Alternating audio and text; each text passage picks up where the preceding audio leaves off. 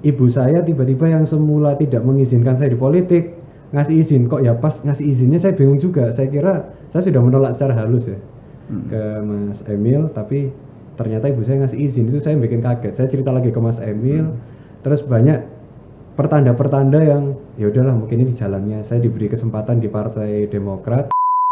Jadi kita mencoba untuk memberikan warna baru, Mas. Ya. Komunikasi politik yang semula kaku kita buat lebih dinamis, Cair ya. kita lebih santai. Bahwa politik itu tidak melulu mengenai kebijakan-kebijakan yang kaku, yang seakan-akan ini kalau tidak melakukan A efeknya seperti B dan lain sebagainya. Kita buat sedinamis mungkin, seindah mungkin, sebahagia mungkin. Artinya meskipun taruh di dapil neraka, Kita Mas buat adem. Ali tetap buat adem, nyantai dan siap tempur ya tentunya. Oh ya pasti, Mas.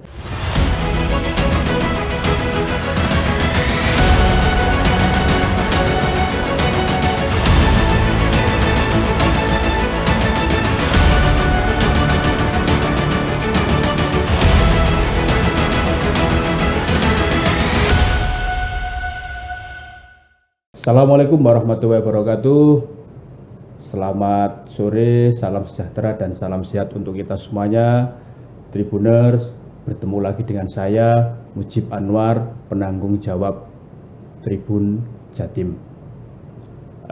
Kali ini saya kedatangan tamu istimewa ini, salah satu tokoh muda Jawa Timur, jos dan terkenal ini orangnya. Beliau adalah Mas Ali Afandi. Mas Ali Afandi ini banyak sekali ini jabatannya, baik jabatan bidang ekonomi maupun politik. Ya. Untuk yang ekonomi, beliau ini Ketua Kadin Kota Surabaya. Ketua Kadin Kota Surabaya. Selain itu, Mas Ali Afandi ini juga Wakil Ketua MPW Pemuda Pancasila Jawa Timur. Selain itu, beliau juga Wakil Ketua DPD Partai Demokrat Jawa Timur.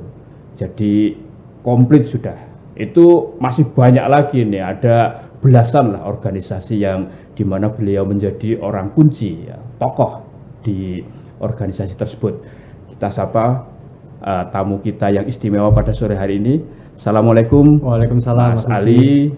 Gimana Terima kabarnya, Mas? kasih. Alhamdulillah kabar baik. Kabarnya Mas Ali gimana? Alhamdulillah. Ya, Mas, terima kasih loh sudah datang ke podcast Tribun Jatim Justru Network. suatu kehormatan buat saya, Mas. Ya. Saya terima kasih diundang di podcast ini. Ya, Jadi bisa silaturahim, amin. ketemu langsung. Yeah. Mas Ali, apa Mas ini kan? Mas Ali ini kan tokoh muda di Jawa Timur yang cukup terkenal, dikenal oleh masyarakat, terutama tidak hanya kalangan pebisnis tapi juga kalangan pemuda milenial, kan, generasi Z ya. Apa Mas ini aktivitasnya sekarang ini? Ya, sekarang lebih sering silaturahim, interaksi sama masyarakat. Tetap alhamdulillah mungkin hanya ngontrol-ngontrol bisnis sambil diskusi.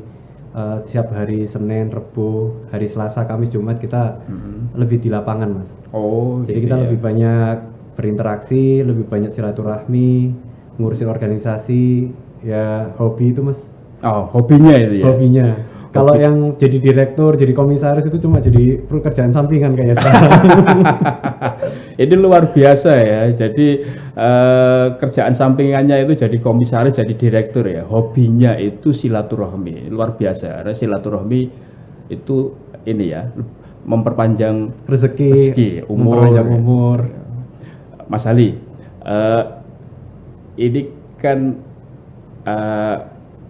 ada banyak kalangan yang cukup terkejut ya ketika Mas Ali terjun ke politik ya, untuk napak tilas apa yang dilakukan oleh ayahanda jenengan ya, Pak Lanyala Mataliti yang sekarang menjadi ketua DPD RI kan, seperti itu. Apa Mas yang menjadi pertimbangan sehingga Mas Ali ini yakin ya, untuk terjun di dunia politik? Iya, makasih Mas Mujib. Jadi pertama saya ingin bercerita dulu. Nggih. Pertama kali kenapa saya bisa kepleset di Pleset ya ini. karena memang pada awalnya saya kebetulan dari studi semua background saya kan pengusaha, bergerak dari bidang ekonomi, manajemen.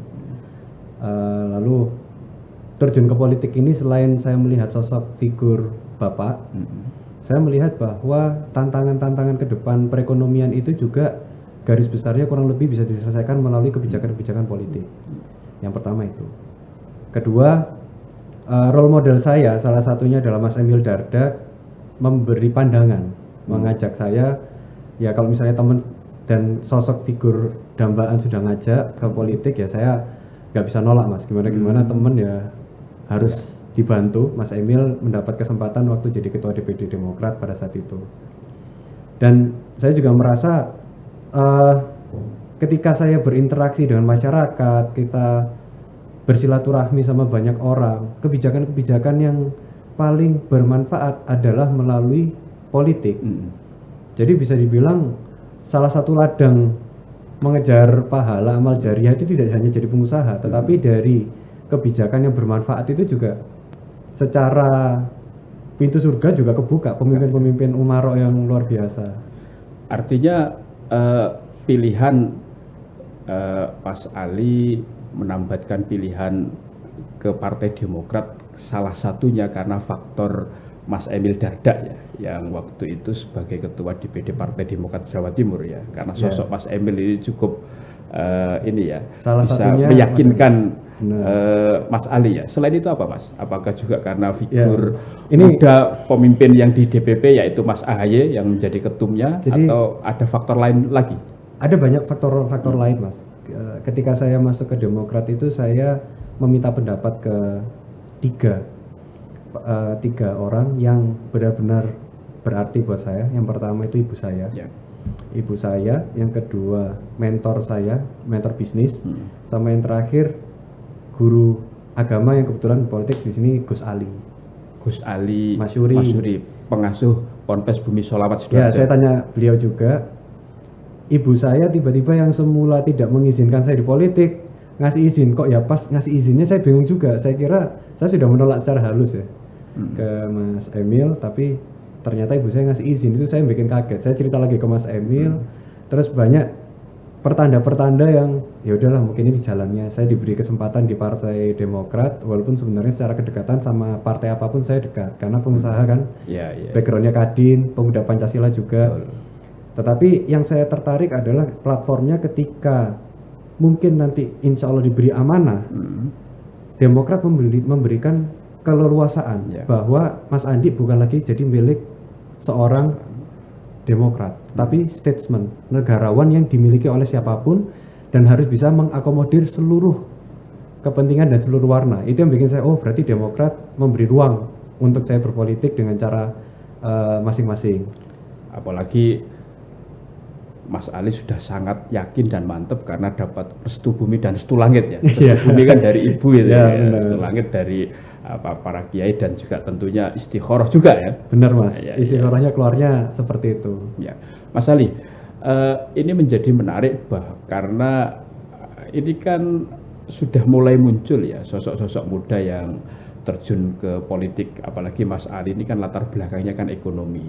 Kalau darahnya pembangunan itu kan pasti kan ekonomi, tapi kebijakan pembangunan itu kan pasti digodok di ruang-ruang politik kan seperti itu yang DPR apakah itu mulai pusat, provinsi maupun kabupaten kota. Nah, ini kan mau digelar pemilu serentak atau pemilu 2024 yang tanggal 14 Februari 2024. Nah, Mas Ali ini nanti akan running atau sebagai bakal caleg ya dari Partai Demokrat untuk Dapil 1 Jawa Timur, Insya Allah, atau wilayah Surabaya dan Sidoarjo. Mas, ini kan dapil neraka ini para tokoh nasional ini kan tarungnya ini kan di Dapil 1 Jatim untuk DPR RI. Gimana ini? Sangat yakin nanti bisa terjun langsung tarung di dapil neraka. Ya, sebenarnya kalau dapil neraka itu agak ngeri-ngeri sedap juga ya. Tetapi ada beberapa pertimbangan yang mungkin Partai Demokrat mengamanahkan menugaskan saya di Dapil 1 karena saya besar dan berkarya di Surabaya. Itu yang pertama. Kedua, mungkin diperlukan gagasan-gagasan baru, narasi-narasi baru dan karya-karya baru di politik, khususnya di Kota Surabaya dan Sidoarjo. Jadi kita mencoba untuk memberikan warna baru, Mas. Komunikasi politik yang semula kaku kita buat lebih dinamis, cair ya. Kita lebih santai, bahwa politik itu tidak melulu mengenai kebijakan-kebijakan yang kaku, yang seakan-akan ini kalau tidak melakukan A efeknya seperti B dan lain sebagainya. Kita buat sedinamis mungkin, seindah mungkin, sebahagia mungkin. Artinya meskipun taruh di dapil neraka, kita buat adem, tetap buat adem, nyantai dan siap tempur ya tentunya. Oh ya pasti Mas. Dengan kita diamanahkan di situ harus totalitas karena gimana pun, karena sebagai ketua Kadin juga kita memiliki aspirasi dari tokoh-tokoh dan pelaku ekonomi khususnya di Surabaya Sidoarjo. Kan banyak Mas. Investasi juga untuk berkembangnya suatu perekonomian daerah itu kita memerlukan keterwakilan. Nah kebetulan saya mungkin dimasukkan ke dalam situ mewakili pertama kaum milenial dan generasi Z sebagai keterwakilan anak-anak muda. Yang kedua dari sisi ekonomi, yang ketiga dari sisi organisasi. Jadi organisasi kebetulan teman-teman semua dipergerakan tahu sendiri bahwa kolaborasi antar aktivis, akademisi dan pengusaha itu akan melahirkan sebuah keputusan yang lebih bermanfaat tentunya untuk masyarakat. Ya. Mas Ali, pemilu 2024 itu kan pemilih terbesar itu kan dari kalangan milenial dan generasi Z. Ya, 54% kalau nggak salah. 54%, sekitar 54%. Nah, Mas Ali ini kan mewakili kalangan tersebut. Bagaimana ya cara dan upaya Mas Ali Afandi ini untuk meyakinkan kalangan pemilih terbesar di 2024 tersebut? Bisa diceritakan Mas? Iya Mas Mujib. Jadi saya adalah generasi milenial Mas, Gen Y. Bisa dibilang kelahiran 88 itu sekarang usia 35 tahun. Kan kalau pemilih pemula 17 sampai 39 tahun. Usia emas loh ini. Ya insya Allah Mas. Makanya saya ini harus benar-benar berhati-hati juga dalam melangkah. Kita ingin gagasan-gagasan baru dari milenial dan Gen Z semuanya. Seperti Pak Karno aja jadi presiden pada saat waktu itu umur 40. Saya merasa insya Allah dengan keterwakilan teman-teman anak-anak muda dari partai apapun, nggak harus partai Demokrat, ada keterwakilan di parlemen, itu akan membawa gagasan-gagasan baru, cara-cara baru, sudut pandang baru yang kira-kira insya Allah bisa bermanfaat. Ada beberapa isu yang menarik Mas, ketika kita berbicara tentang milenial, berbicara tentang Gen Z, mereka memiliki 5 key issues. Yang pertama, mereka otentik. Generasi milenial ini nomor satu otentik ya. Dari 5 kunci isu utama yang ada di kalangan milenial ya. Otentik, originalitas. Kita bisa dibilang gen milenial ini generasi instan katanya. Minta generasi mie instan, minta sukses instan. Kita perlu cara-cara affirmative action untuk bisa mempercepat. Kebetulan saya alhamdulillah dikelilingi dan mendapatkan privilege untuk bisa diberikan ruang untuk berkarya. Nah harapan saya tidak hanya dari latar belakang keluarga atau latar belakang kemampuan ekonomi, tapi gimana caranya semua memiliki kesempatan yang sama. Yang kedua itu mengenai mental health, kesehatan mental Mas. Kesehatan mental. Kalau dulu kita ngomong kesehatan fisik aja, tetapi ternyata kesehatan mental ini sangat berpengaruh terhadap generasi milenial dan generasi Z.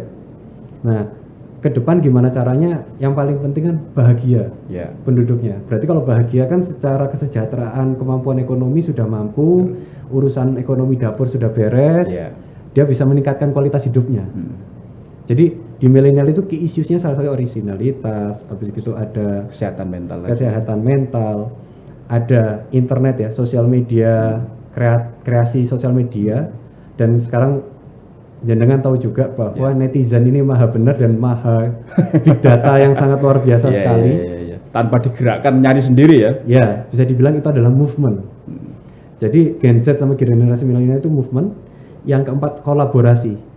Kalau dulu kita ya sorry to say dari generasi sebelum-sebelumnya mungkin perjuangan di lapangan itu sangat berat. Kan kalau cerita dari generasi kakek, bapak dulu sangat luar biasa lah untuk bisa mencapai posisi sekarang. Tapi sekarang kan karena adanya kemajuan teknologi, waktu, movement kolaborasi ini sangat penting. Tidak ada lagi kompetisi. Semua serba kolaborasi. Tidak ada lagi kompetisi yang saling menjatuhkan, tapi saling memuliakan. Gimana caranya kita bisa value creation, menciptakan sebuah value, baik itu dibilang ekonomi, sosial, budaya, pendidikan, dan lain sebagainya. Nah, yang terakhir ini adalah leadership, kepemimpinan, Mas. Kita anak muda ini butuh sosok atau figur atau butuh yang bisa melatih kepemimpinan, karena bagaimanapun kepemimpinan itu penting, terutama bagi orang-orang yang influencer, bisa lebih bijak dalam menciptakan kreasinya. Dia sebagai public figure punya masa netizen yang jutaan mungkin. Sekarang movement gerakan netizen kan bisa berapa menit mereformasi perpajakan di Indonesia, mereformasi sebagai kontrol pejabat publik yang flexing ketahuan semua. Itu ya bisa dibilang blessing in disguise juga, Mas.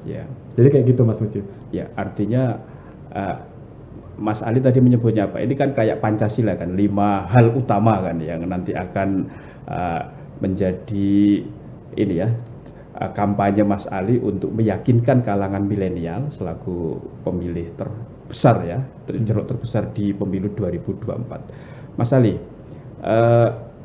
ini kan mewakili generasi muda milenial dan sekarang sudah memilih terjun dan aktif di politik. Ini kan ada beberapa hal yang seringkali menjadi sorotan. Kalau mau terjun ke politik itu harus sudah selesai, artinya tidak memikirkan bidang ekonomi atau urusan dapur. Nah, Mas Ali ini kan sudah selesai kalau soal urusan dapur kan, seperti itu. Nah, ini menjadi semacam apa namanya role model lah kan, seperti itu, bahwa anak muda yang sudah selesai di bidang ekonomi ya sekarang mencoba untuk berkhidmat di bidang lain, di bidang politik, agar bisa lebih menyebarluaskan ya kebaikan-kebaikan seperti yang Mas Ali sampaikan kepada orang banyak, kepada masyarakat, kepada bangsa dan negara kan lewat dunia politik. Ini pasti nanti ada tantangan yang juga luar biasa, karena itu amanat besar ya jika nanti Mas Ali terpilih kalau di pemilu 2024. Apa Mas, ada tidak itu nanti beban tersendiri karena masih muda, atau malah ini sebagai challenge atau tantangan yang harus ditunjukkan bahwa meskipun saya muda, saya bisa dan mampu?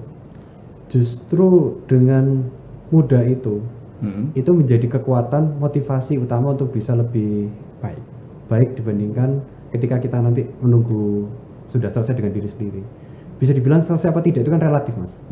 Jadi ada orang yang merasa oh Mas Andi sudah selesai, ada yang bilang oh belum dan lain sebagainya. Itu kan persepsi. Memang kalau mau memikirkan diri sendiri lebih nyaman dengan menjadi seorang pengusaha, tidak disorot, tidak apa. Tapi kalau melihat gambaran lebih besar, kita berpikirnya kadang-kadang mengorbankan diri sendiri untuk bisa mencapai tujuan yang lebih besar. Nah, saya ketika ditanya pertanyaan seperti itu, saya melihatnya ini sebagai sebuah challenge untuk bisa memberi warna baru dan kita menunjukkan bahwa generasi muda ini tidak boleh apatis terhadap politik, karena setiap mereka dari bangun tidur sampai ke tidur itu semua tidak ada yang lepas dari kebijakan-kebijakan politik. Dan ketika kita berpikir jangka panjang, bayangkan kalau semua orang tidak ada lagi yang peduli dengan bagaimana kita berbangsa dan bernegara, bagaimana kita kebijakan-kebijakan dari UMP misalkan, kalau isu ekonomi ya, UMP kan setiap bulan Mei kan mulai ada anget ini. Keseimbangan antara kepentingan pekerja sama pengusaha itu harus ada titik temu. Terus yang kedua, keterwakilan anak-anak muda ketika nanti 54% pemilih muda menentukan pilihannya di tahun 2024. Intinya adalah kita harus mengedukasi mereka. Jangan sampai mereka salah pilih. Ini merupakan sebuah titik di mana kita mengevaluasi anak muda ini peduli apa enggak terhadap negara kita mau kemana. Kan Indonesia Mas, Pak Jokowi sudah mencanangkan 2045 dengan segala grand plan-nya, perpindahan IKN, kebijakan-kebijakan lain, itu yang baik kita ambil, yang kurang baik kita perbaiki. Ya. Jadi bisa dibilang anak-anak muda itu sekarang banyak memberi value-value, Mas. Dulu, zaman dulu, kamu itu kerjaannya apa? Main game terus. Iya, kan? iya. Sekarang gajinya pemain game mungkin bisa lebih tinggi dibandingkan pekerja-pekerja kantoran. Iya. Konten kreator, influencer, 10 tahun lalu mana ada, Mas? Ya, betul. Podcast mana ada? Tapi sekarang ada value creation yang diciptakan oleh internet dan ruang-ruang Iya. publik yang untuk menjadi kontrol, menjadi karya, menjadi narasi yang bisa disebarkan. Ya.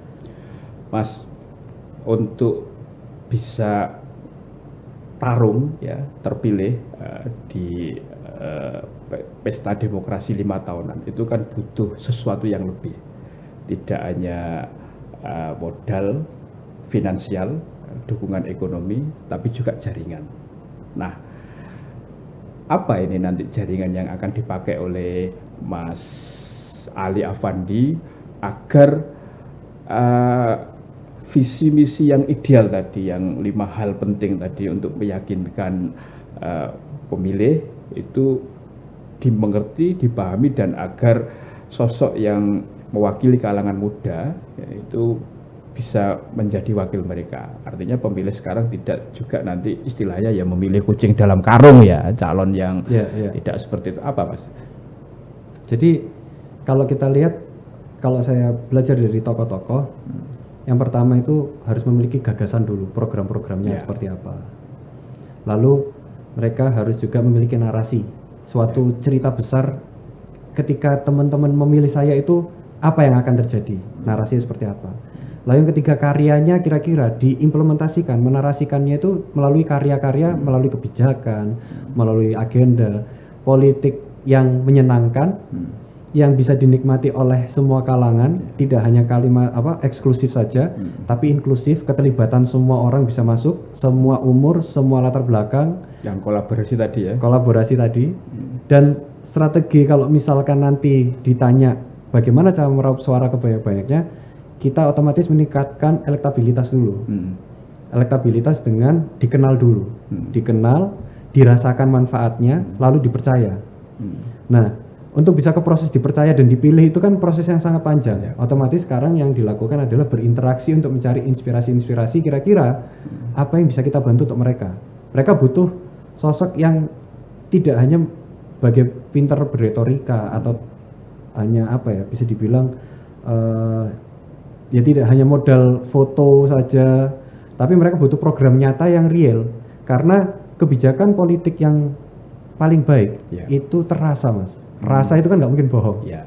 Rasa aman, rasa nyaman, rasa tentram itu tidak bisa dibeli dengan materi berapapun.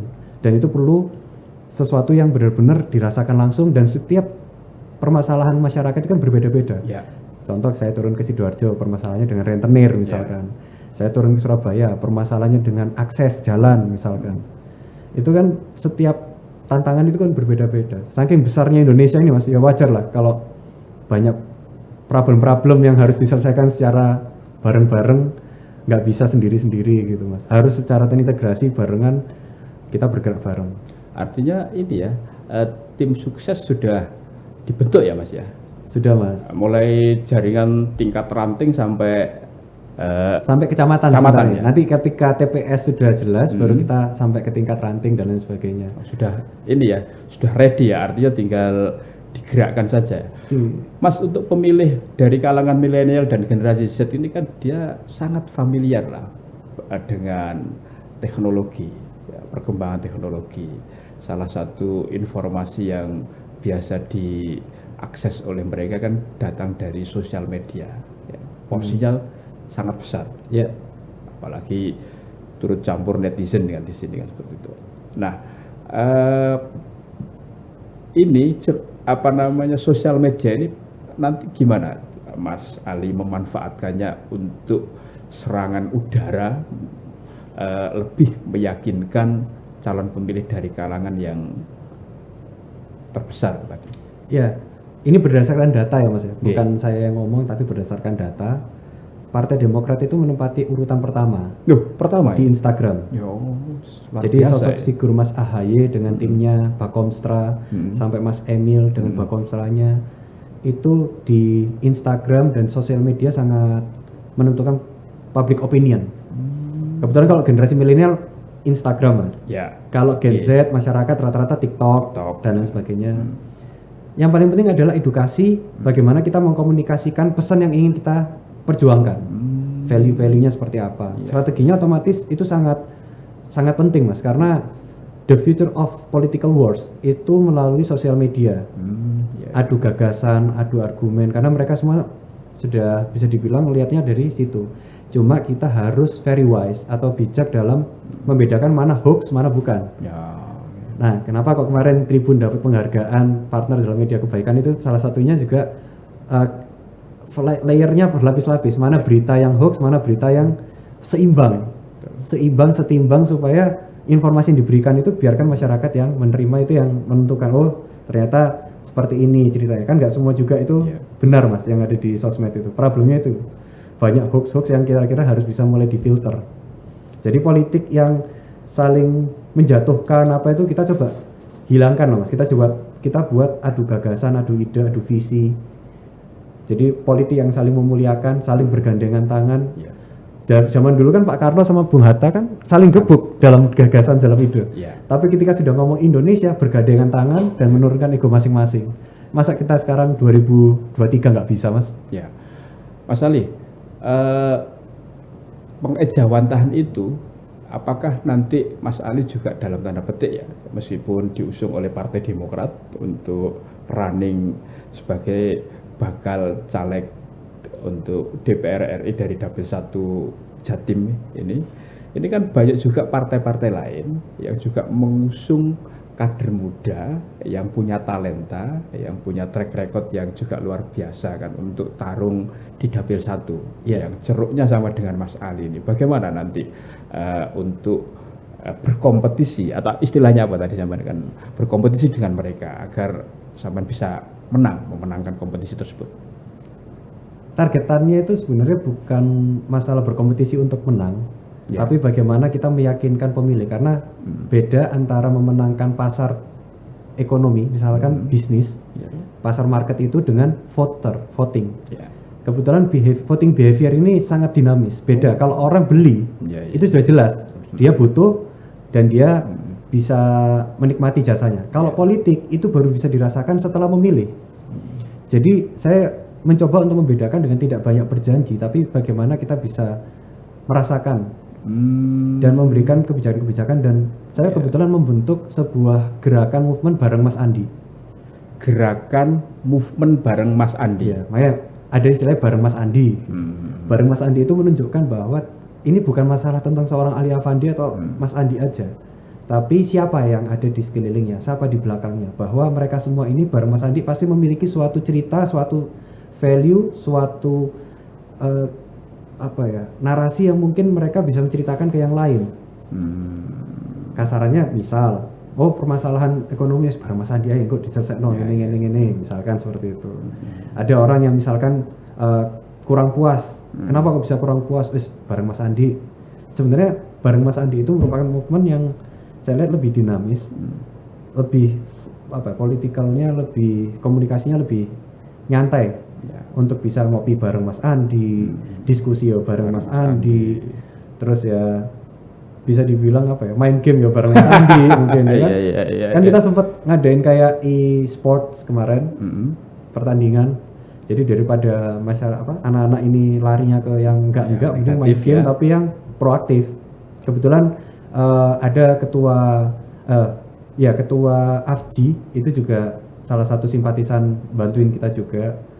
Di bidang pengusaha-pengusaha juga ada, orang-orang yang pedagang pasar juga ada, relawan-relawan banyak lah Mas, alhamdulillah. Saya nggak nyangka kalau ternyata ya bagaimanapun saya bisa seperti ini bukan dari latar belakang keluarga, tapi ya karena dukungan dari orang-orang tersebut. Tagline bareng Mas Andi itu nanti yang akan digenjot ya Mas, dipush Insya Allah. Agar semakin banyak ya masyarakat yang tahu ya bahwa bareng Mas Andi itu bisa menyelesaikan masalah tanpa muncul masalah baru ya. Amin, insya Allah Mas. Ya, jangan kayak pegadaian lah, bisa nggak menyelesaikan masalah tanpa masalah enggak ya. Tapi kita bagaimana mengurangi lah, terasa itu. Terasa, rasanya tadi. Kalau bahasa gaulnya kan tak perlu tampil, yang penting hasil. Tak perlu tampil, yang penting hasil. Ya, tapi kalau sekarang kan kalau di politik harus sering tampil. Tapi saya mencoba untuk menonjolkan bahwa tidak seorang figur, seorang Ali Afandi saja, tapi orang-orang yang bergerak memiliki visi yang sama, dan itu bahwa siapapun bisa menjadi jauh lebih baik dibandingkan saya, dan itu bisa mencoba untuk orang-orang lebih aktif, secara lebih proaktif untuk mengedukasi masyarakat. Jangan sampai kita dikasih ikan, kita melupakan gimana caranya membuat kail supaya mendapatkan ikan yang lebih besar. Mas, Dapil 1 itu kan banyak incumbent-nya, dan sepertinya incumbent ini nanti kan akan mencalonkan lagi. Di Demokrat ada Ning Lucy yang sudah lebih dari 2 periode ya, bahkan 3 periode kan, belum di partai yang lainnya kan, yang itu pasti incumbent kan juga tidak mau posisi atau kursinya yang nanti digantikan atau direbut oleh orang lain. Ini kan gimana Mas ini nanti? Ya, targetnya tinggal 2 kursi gitu aja kan, kok repot Mas. Oh gitu ya, artinya Demokrat yang sebelumnya 1 kursi dengan jadi 2 kursi, nggak Mas ngurangin Ali yang sudah ada, masuk, justru ini dengan nanti adanya bisa saya insya Allah bisa menambah value added, menambah kebermanfaatan. Dengan ya jangan sampai kita kompetisi internal jadi lupa bahwa tujuan kita adalah memakmurkan atau bagaimana menjawatahkan aspirasi dari masyarakat. Ya, Mas Ali, terakhir ini, apa pesan Mas Ali ya untuk masyarakat Jawa Timur khususnya yang ada di Dapil 1 ya, Dapil Jatim 1 ya, wilayah Surabaya dan Sidoarjo ini, agar ketika pemilu 2024 14 Februari nanti digelar, mereka betul-betul bisa menyuarakan aspirasi dan suaranya kan sesuai dengan calon yang diidealkan, artinya tidak salah memilih kan, seperti itu. Ya. Silakan Mas. Jadi Mas, saya juga pesan ke diri saya sendiri. Saya sampai sekarang pun sampai proses memantaskan diri untuk bisa mewakili masyarakat. Gimana masyarakat adalah raja. Saya sempat diskusi juga bahwa untuk menjadi raja wali itu harus menjadi walinya raja. Walinya raja berarti kan walinya masyarakat untuk bisa merepresentasikan beliau, merepresentasikan masyarakat yang ada. Pesan saya sebenarnya bagaimana kita memilih orang yang berkompeten, memiliki integritas dan harus dekat ke mereka. Jangan sampai kita memilih kucing dalam karung. Jangan sampai kita hanya karena kenikmatan sesaat, apapun bentuknya, dalam bentuk singkat, kalau dibagi kita menderita 5 tahun kan kita harus adjust lagi nih. Jadi prosesnya itu tidak hanya ketika pemilihan saja. Silakan orang-orang untuk menikmati proses kampanye, proses politik, proses berdemokrasi. Tapi ketika masuk ke bilik suara, gunakan hati nurani ketika harus mencoblos. Jangan karena ikut-ikutan, jangan karena melihat gimmick-gimmick yang bisa dibilang godaan sesaat, tapi mengorbankan masa depan. Itu perlu mengadjust. Kompas ini kita harus benar-benar coblos sesuai hati nurani, dan insya Allah sih masyarakat Indonesia sudah mulai sangat terbuka, dan semoga kita on the right track. Bagaimanapun kita harus mengakui bahwa Indonesia insya Allah harus berada di on the right track untuk menuju Indonesia Emas 2045. Ya, Mas Ali nanti kalau terpilih pasti kan akan ada suara ya yang mungkin suara nyinyir ya. Mas Ali Afandi atau Bang Andi ya. Mas Andi ini nanti terpilih karena orang tuanya tokoh kan, yang sudah lebih dulu aktif dan berkarir di politik, bahkan menjadi salah satu tokoh nasional. Ya. Gimana? Ya masalahnya saya nggak bisa milih lahir dari keluarga mana. Jadi kalau misalkan ada sisi apa nyinyir seperti itu dari ya Andi mendapatkan privilege lah, kalau Andi itu sukses ya karena orang tuanya, itu sudah biasa. Tapi mempertahankan nama baik, mempertahankan marwah keluarga. Bagaimanapun saya bisa seperti ini memang karena jasa orang tua saya, bapak dan ibu, dan guru-guru saya yang pernah ngedidik saya, teman-teman saya, rekan-rekan organisasi saya, sahabat-sahabat saya, dan bahkan masyarakat itu sendiri yang membentuk saya bisa seperti ini. Kalau misalnya mereka tidak membentuk saya nggak mungkin bisa di posisi sampai sekarang ini, Mas. Dan doanya guru-guru dan semua orang tua itu ngebentuk saya seperti sekarang ini. Mungkin terdengar naif, tapi itulah kenyataannya. Jadi kalau misalnya ngadepin orang-orang yang nyinyir, Mas, udah biasa, Mas. Bicara di belakang kan berarti kan kita di depan. Kalau misalnya bicara dikritik di depan itu ya malah nggak apa-apa, dalam arti kita terbuka. Tapi prinsipnya nyinyiran itu justru menjadi motivasi saya untuk jauh lebih bagus dan lebih baik lagi dari sekarang. Tapi saya berterima kasih kepada orang yang ngebentuk saya, dari orang yang nyinyir sampai orang yang mensupport secara tulus kepada saya, dan itu menjadikan saya seperti ini sekarang. Mantap, Jos, mantap ya Mas Ali Afandi, atau disapa ini ya Mas Andi. Tribuners, demikian tadi wawancara eksklusif saya dengan Mas Ali Afandi, Wakil Ketua DPD Partai Demokrat Jawa Timur, sekaligus Wakil Ketua DPW Pemuda Pancasila Jawa Timur, dan Ketua Kadin Kota Surabaya. Kita bertemu dengan wawancara eksklusif bersama tokoh-tokoh politik di Jawa Timur lainnya. Saya Mujib Anwar undur diri. Terima kasih. Assalamualaikum warahmatullahi wabarakatuh. Selamat sore, salam sejahtera dan salam sehat untuk kita semuanya.